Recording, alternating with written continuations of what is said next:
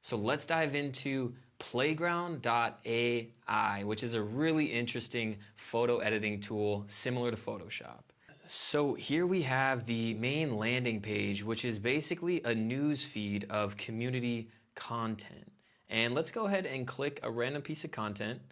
So it pulls up the image, the prompt that was used, and the specific AI tool that was used to create the image in the first place.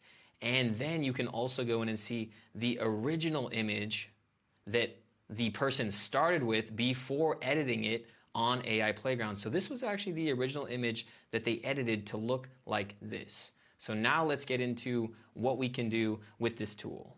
What I'm going to do is navigate to the top right of the screen. I'm going to hit create, and this brings us to our image editor interface. So we're going to go ahead and upload an image. So let's go ahead and start with this image I created in Midjourney, and we're going to see what we can do to edit.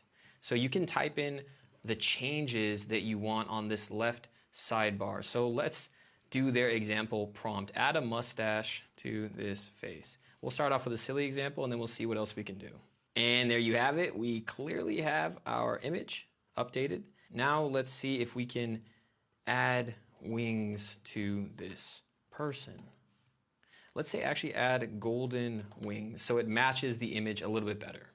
And here's our image. Let's check it out. So it did a pretty decent job of adding an artistic spin to our image, and you can literally, like, the world is your oyster here. There's no limits to what you can add. It's just like Photoshop, but you don't need to have the years and years of skills to use that type of application. Now, I just wanted to mention there are a few parameters that you can change on the right side of the screen. You can change the edit instruction strength, which is a higher value, is going to make your edited image closer to your instructions. So it's going to have less creativity for the AI, and it's going to take what you say a lot more literally.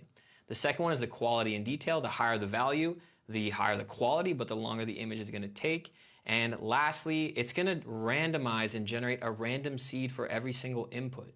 You can turn this off if you want a multiple number of your prompts to have a similar output. So you can put in a specific seed number, generate that output. If you like it, great. Keep your seed number the same.